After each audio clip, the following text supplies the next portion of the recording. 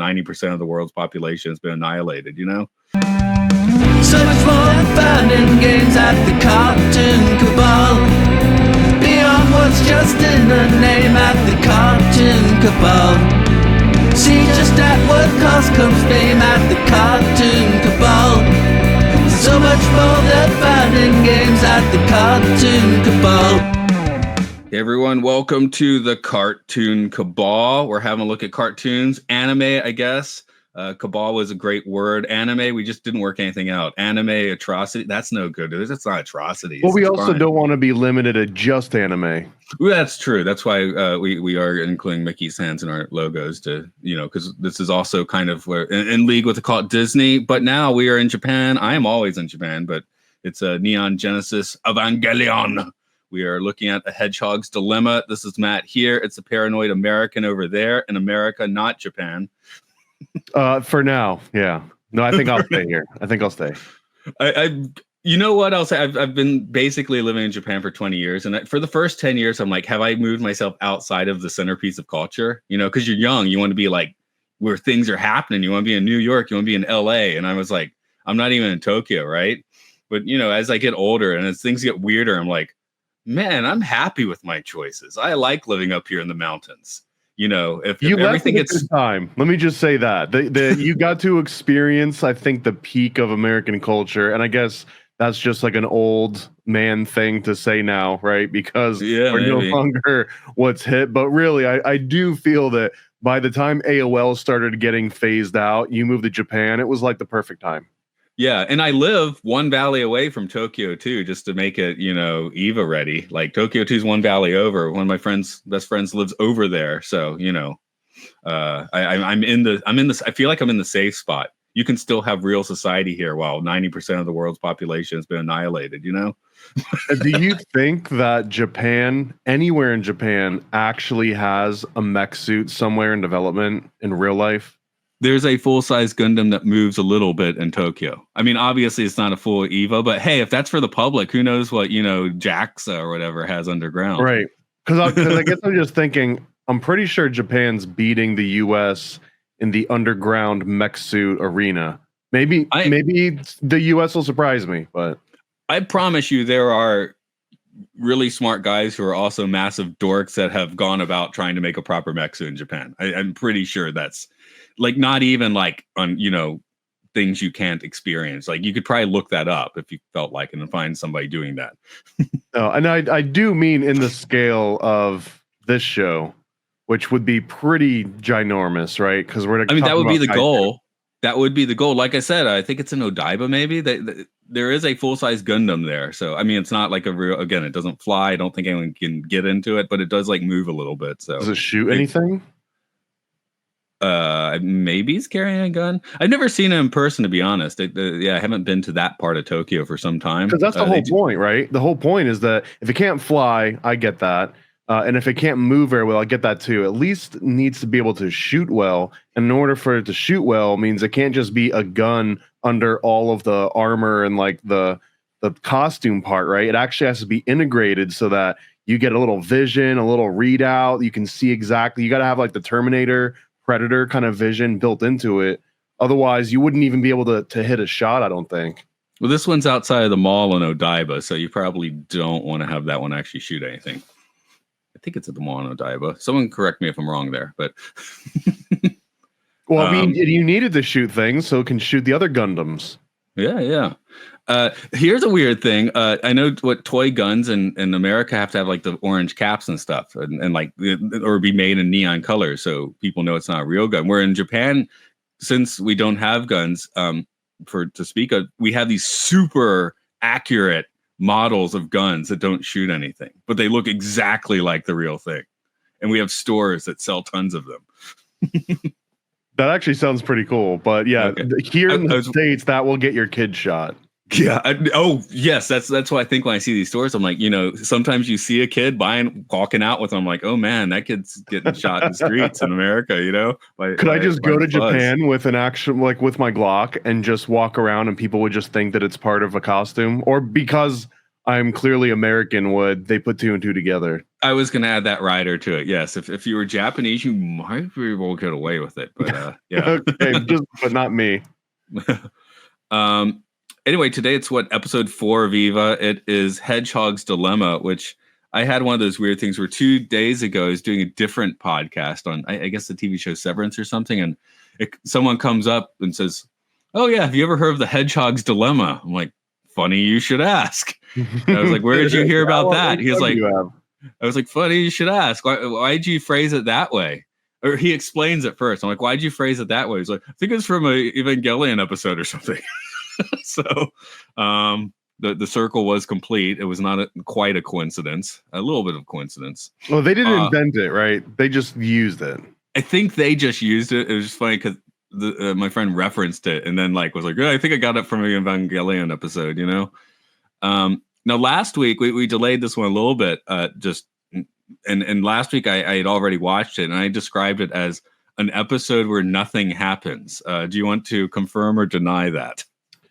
I can see why you said that, but I also think that this is an important part of the overall series. Like this episode, while nothing happens, something represents that nothingness. And I guess if we talk about hero's journey style, this is the most obvious version of the rejection of the call, right? There's the call to adventure, and then in a lot of these versions of hero's story, there's a rejection to that call where they deny it. And this is exactly what Shinji's going through. He's going through this complete detachment where he's thinking nothing is really worth it. He can't do it. He's not made for it. At one point, he even says, "It doesn't feel natural to me," or "It doesn't come natural." And I thought that was the dumbest thing that he said so far, because it literally synced with him in the matter of 10 seconds. And everyone was surprised at how quickly this huge mech suit binded with him. And he's thinking that, oh, it doesn't come natural. Like how much better, how much more natural could you be than this almost instant synchronization? Well, that's part of being a 14-year-old dumbass, right? Like when I was 14, 15, man, I was playing bass in a band and I was like, "Oh, I wish some girls liked me." Whereas literally being chased by people and didn't notice, that's being 14, right? "Oh, this isn't natural." I'm like, you're the only person that can actually do this. The person beside you who's considered the best is still recouping with, a sling and an eye patch and stuff. They actually make another comment in this one that says, "We have to use 14-year-old children to pilot the Evas." And she's like, "Yeah, I know we do."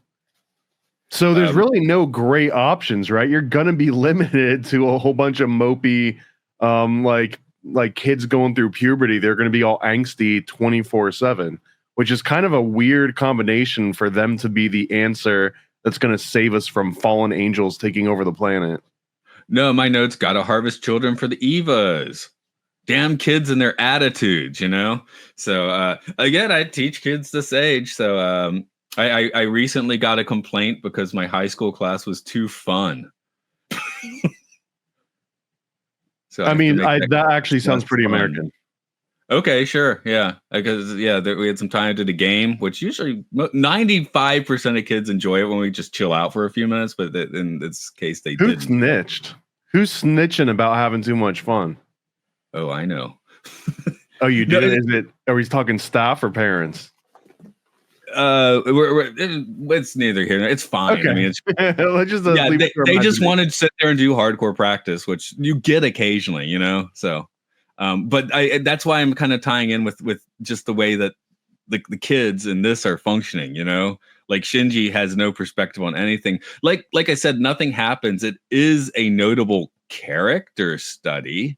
I mean, I feel like in the West, though, you do a character study like this and it fully resolves by the end of whatever it is, be it an episode, a movie, whatever. So we have said an episode, right? Because this is episodic. So you're serialized, I guess, if you want to get real specific, but it's serialized. So, but I feel like the Western version of this would have resolved a little bit more at the end instead of just like his classmate being punched me in the face, And even that didn't really come through. There was no resolution to that. Shinji is such a flaccid, wet, paper towel that even the things that he's supposed to do that are gonna help him elevate, go to the next step of this hero's journey, they all feel so unimpactful. It just kind of feels like he's just there. He's just like an obstruction to the rest of the story, despite being the protagonist.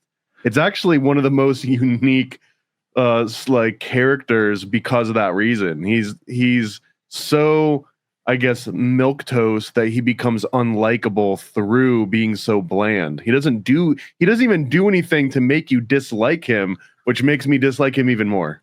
Yes, and that's, I think, one reason I maybe never got to the series earlier, other than I have trouble committing to TV series. But I'd always heard, people don't really like the guy. I mean, they love the lady pilots, which still aren't really doing that much, but they love them. But and Shinji's so annoying. I'm like, he is, but he's very realistically annoying. Which that's a good way of phrasing it. He's so realistic with like he's got to be one of the most realistic characters I've come across in fictional media, right? But at the same time, he's not likable realistic, but he is realistic. And, I mean, there's the Hedgehog's dilemma again. I guess you could find a way to connect with this guy, but it's pretty difficult. And chances are you're going to give up, Well, you mentioned Hedgehog's dilemma. The title of this one for me, it was Rain After Running Away. That's the Japanese title, which is my first note. Although I'm thinking that the rain in this world must be acidic by this point. Come on, everything can't be okay in this town. Well, and I guess that's the whole plot of this episode is that no one can find Shinji, and then it rains. That's kind of what happens, and then we see where Shinji's at. First, he's riding on a train, and he's not making eye contact with anyone, and he's just playing the exact same song over and over again. And schoolgirls come onto the train and they get back off. And not only does he not make eye contact with them, he doesn't even stab them or anything. Like, he doesn't do any of the typical things you'd expect a Japanese kid to do to like Japanese schoolgirls on a train. So it's showing that he's been so completely detached from the external world. I mean, I kind of was feeling like he might have just jumped off a bridge at the end of this episode, the way that he was acting. But that's not I mean, we like in Japan, like there's plenty of teenage suicides, and it's usually like bullying, which I guess Shinji's kind of been bullied. Well, he has. Okay, I'm just coming from a perspective where I guess I realized I probably did get bullied growing up. I just never noticed. That was something useful I never noticed, right? So it didn't last long because I didn't pay attention and respond. Where Shinji will respond to that. Well, he gets bullied, but then he saves his bully. And then in this episode, the bully tells Shinji to hit him in order to kind of like balance things out. But even that doesn't really have a very strong resolution to it. No, not at all. And then at the last few scenes, he's back at NERV, is it? And it's like, is he now more of a prisoner? Like, does he get to hang out in the apartment with Misato anymore now that he's run away? Or is he just like, keep him in the tank at this point? I guess we're going to find out. But well, I think what we're seeing in this episode, again, you were like, this is the episode where nothing happens. But what we're seeing is a shutdown of his emotions, a shutdown of his libido. I guess that was like he's just completely detached, even from like the cute little schoolgirls that would come on the train and everything. And that there's even, and I'm not even sure, there's a sign on Shinji's door that says "Little Shinji's Room." And I was wondering, did he put that on there? Like, who wrote "Little Shinji" on his door? And is that not going to emasculate a 14-year-old boy to see as you come home, like, oh, it's little Shinji's room. This is like a baby's room. That was definitely Misato, not him, because it's in a heart too, right? So also, it's like Shinji-kun, which is Shinji boy, which is not too emasculating. Like, here's the thing, you've heard Chan, well, for Chan, right? But Chan is like girls. Also, very young boys are still called Chan for some reason. And then when they're a little older, it's Kun. And my wife will call me Mato-kun sometimes, so it's not. So if she wrote Mato-kun's room and put him on the door, that that would be weird. But Misato is weird, but it wouldn't be infantilizing, I guess, is what I'm saying. So that's kind of fine. It's weird, but it doesn't do that. The other like my big nephew, thing, I wasn't sure when I was supposed to stop saying Yu-chan and switch to Yu-kun. I was like kind of stressed about that for a year or two. What age group is it that you have to stop saying it? Oh, when was it? Probably about the third or fourth grade of elementary school is where the switch happened. Okay, so before 14. Before 14, but that's Chan, so Kun is kind of fine. You kind of like Shinji Kun is okay. Until you just get San. Also, a girlfriend is going to say, like Thomas Kun or something. Like they'll add it. So I don't. It's not like I said. It is weird that she makes a sign for the door, and I'm very sure that's her, not him. And it's weird too, just because there's like an age gap, and there's clearly she scolds him. She kind of acts like she's his mom in a way, where she's like trying to give him a pep talk, but she dresses him down, giving him this pep talk. Like she yells at him. I guess it's like we do what they didn't specifically say your age, did they, in an earlier episode? 18, I mean, 20? she drinks a bunch of beer, so I mean, I guess we're 20. assuming 18 to 20, right? 20 is drinking age in Japan, so at least 20, because I feel like she's young. I mean, it is that weird, I think we said before, the Anakin Padme stuff from Star Wars. That's certainly got its stink on this situation. And I'm wondering if you caught this part. So in the beginning of this episode, after we realize and the Misato realizes that Shinji is missing, the bully and the bully's friend, or I assume like another kid that the bully was bullying or something, they show up to Shinji's and they're asking, have you seen Shinji? But then we see later in the episode, they're camping out with him. So it seems like they were hiding him and then preemptively going to Misato and telling her that they didn't know where Shinji was, even though they really did know where he was. It wasn't just the bully's buddy out camping, though. I got the weird impression he was a prepper, which seems weird until you consider while things seem relatively normal, this is like 20 years or 15 years post-apocalypse, right? So it kind of makes sense that you would be maybe secretly prepping a little harder than, say, someone just, in modern society.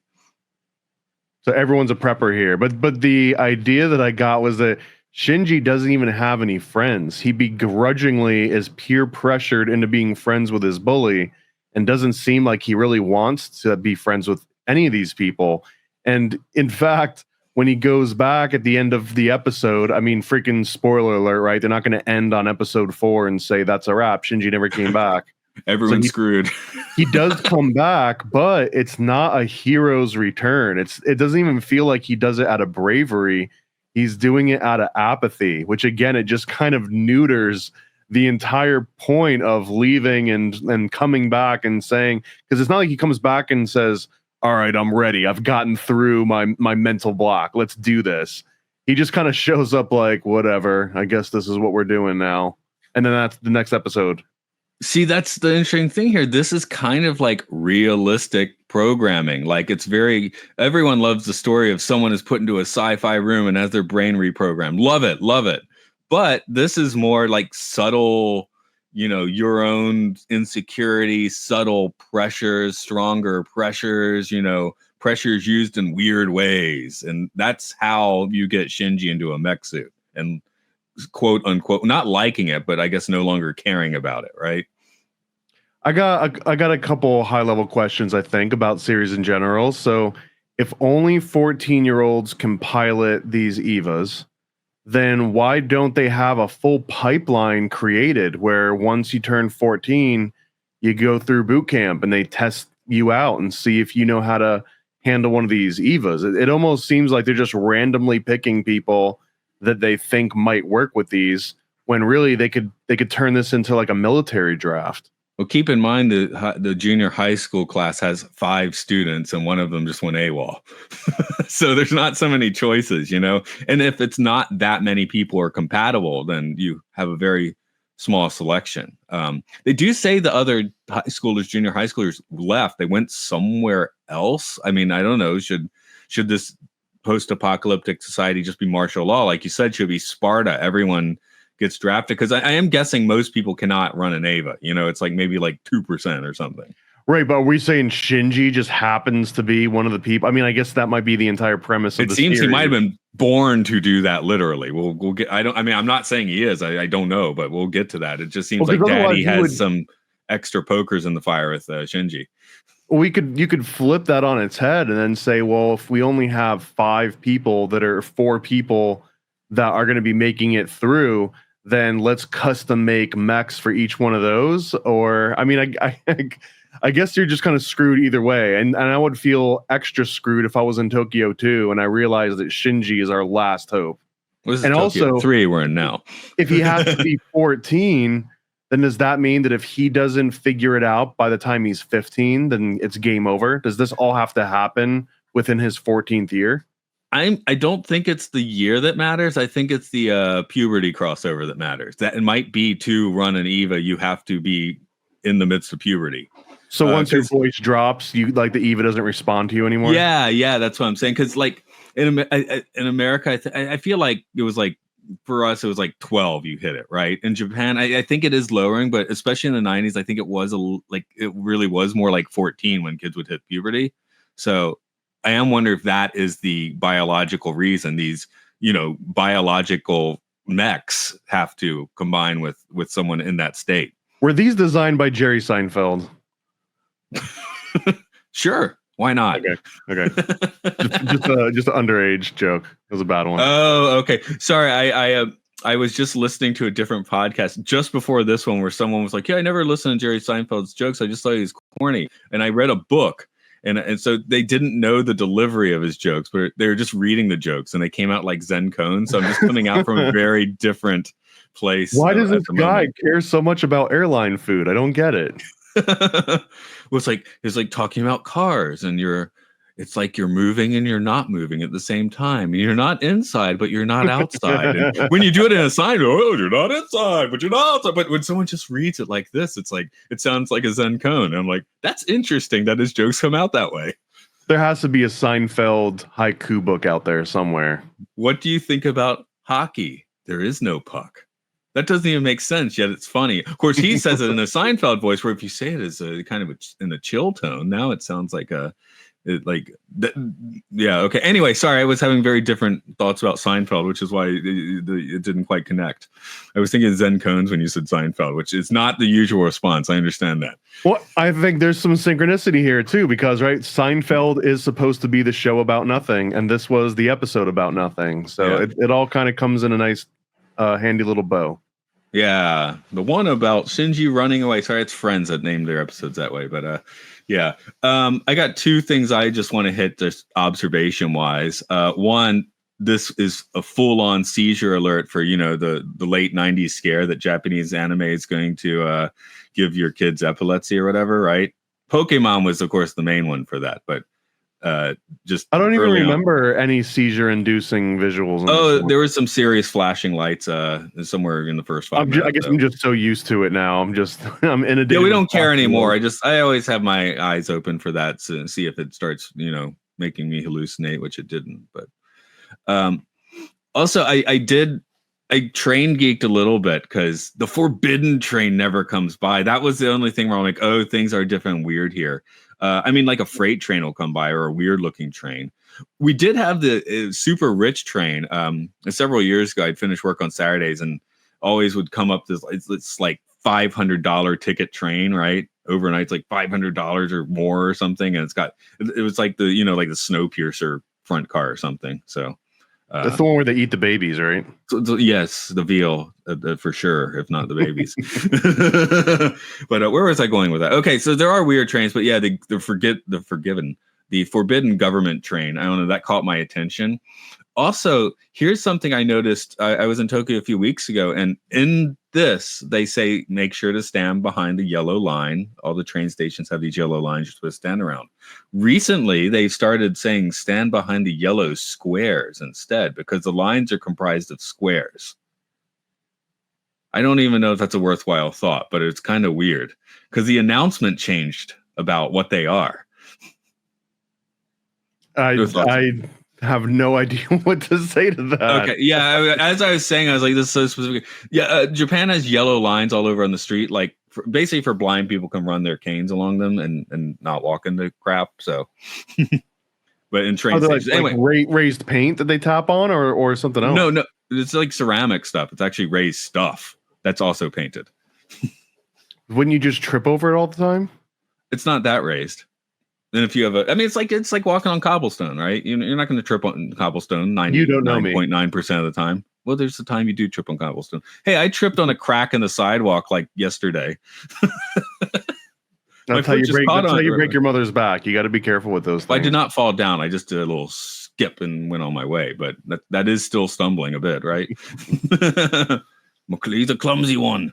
But where are we going? So anyway, the train station was so hyper realistic that caught my attention. So if anyone is watching this and thinking, "Whoa, is this a sci-fi train station?"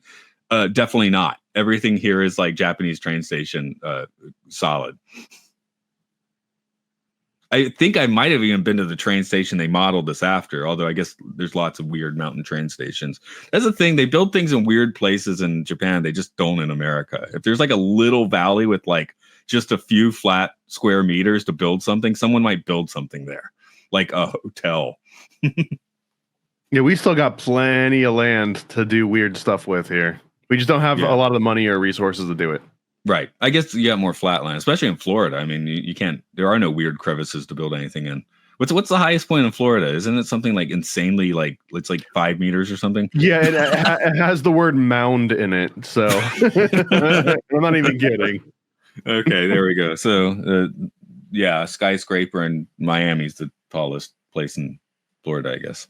Whereas I think it's like 80% of Japanese land is considered like basically unusable. So when you do find that small little patch, you build something there, and that's where this train station is at the end of the episode. So, well, and I guess after an apocalypse, you would have even less ground to work with, or does it kind of reset the grid a little bit, and now there's more land to work with? I don't think there's more land, but they do make the note in this episode that nature is resetting. You know, it's kind of like that pre-apat Chernobyl thing where it's like, wow, the wildlife has really gone nuts here instead of like irradiating and dying, you know, in the fauna too, flora fauna, I guess. Yeah, the specific thing they were talking about is that the cicadas were coming back, and that's a little bittersweet. It's like, yeah, I don't want coming back, but step one are the cicadas are coming first. It's like nature couldn't have started with anything else. I had to go right to the cicadas. Mid-June, they're not screaming at me yet. That's nice. My movie podcast, we used to do it in person, often outside, and there's 1 or 2 episodes of Matt and Luke's Sci-Fi Sanctuary, which are basically unlistenable because you hear cicadas screaming around us the entire time. Yeah, they have like multiple like mating seasons and molting seasons, and like every once in a while, at least in Florida, I think there's like these 2 major batches of them, and every once in a while, the 2 different batches will both hatch at the exact same time, so you'll get way louder cicadas than at any other time in your life, just because they kind of like synchronize with each other. Like every once in a while, there's a phase shift. And if you get one, you can figure out when the lightning is going to hit. Or what was the thing with the cicada sounds? Temperature is temperature. No, well, that was for grasshoppers. Although for grasshoppers, if it applies the same way. But yeah, you can gauge how hot it is based on the frequency of grasshoppers rubbing their legs together. Okay, it was grasshoppers. There we go. Any other threads in this episode where nothing happens, but many things, I guess, happen? Again, I guess it does set the stage just for the emotional vibe of where we're going in the future. Well, and plus, if you were following Hero's journey, this is a literal checkbox that they just checked.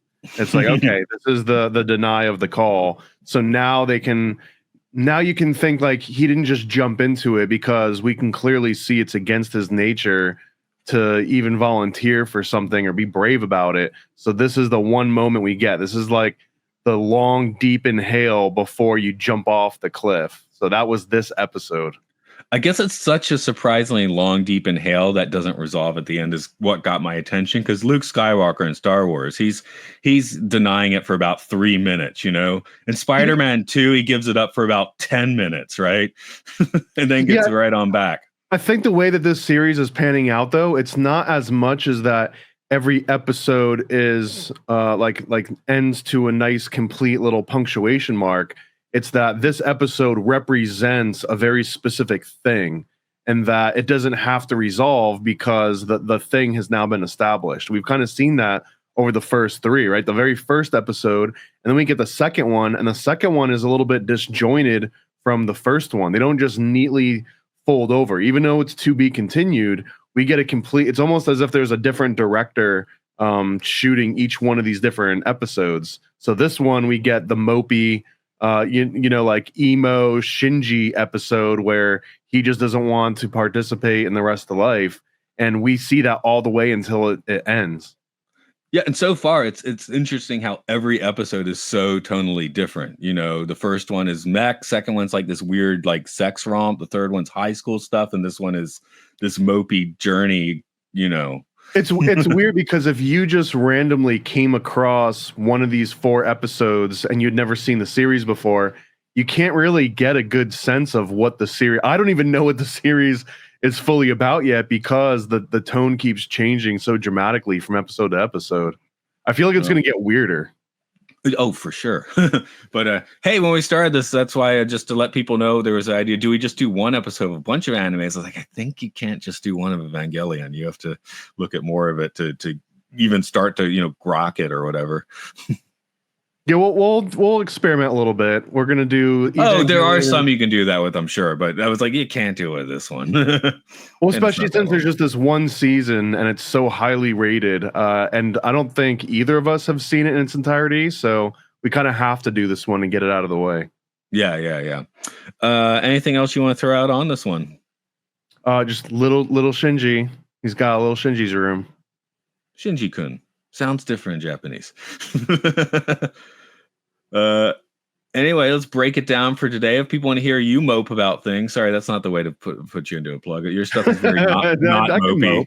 Your stuff's pretty anti-mopey. I don't have that particular podcast started yet, but I have considered it, where I just kind of bitch for an hour and then release that as its own podcast.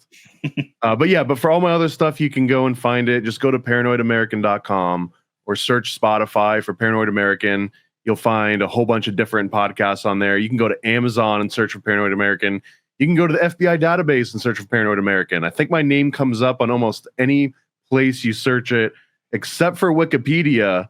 Wink, wink, nudge, nudge. So if anyone wants to go ahead and create the Paranoid American Wikipedia page, I won't stop you. In fact, I'm not allowed to make it myself. That's how Wikipedia works. So get to it. Tell them one weird fact you want put in there, and then you'll know, it worked.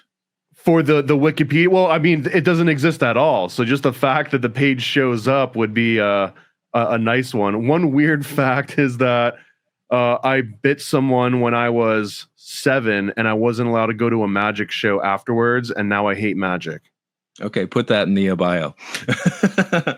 Anyway, on my end, I don't know. Do I want a wiki page? That'd be fun to read, sure. But I do lots of podcasting about lots of movies and stuff. Films and Filth is a podcast about really highly rated and really lowly rated movies according to IMDb. Time Enough podcast is about the Twilight Zone, about to go into different Twilight Zones because we finished the original Twilight Zone. And what else? Oh, Imprisoned in Prison is now covering the recent show Severance. So for some trippy stuff, hit on in there.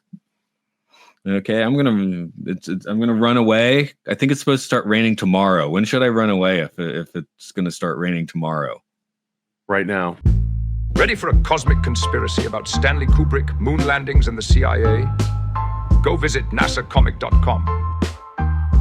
nasacomic.com, CIA's biggest con. Stanley Kubrick put us on, that's why we're singing this song. I'm nasacomic.com. Go visit nasacomic.com. Go visit nasacomic.com.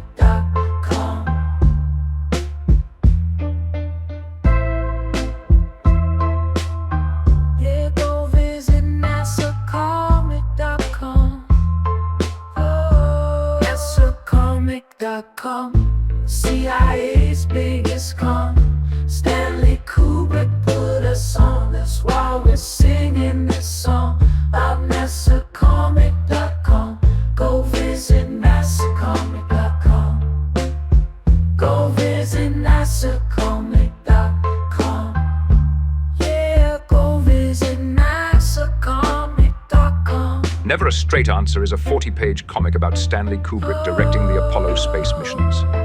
Yeah, go visit NASAcomic.com. This is the perfect read for comic, Kubrick, or conspiracy fans of all ages.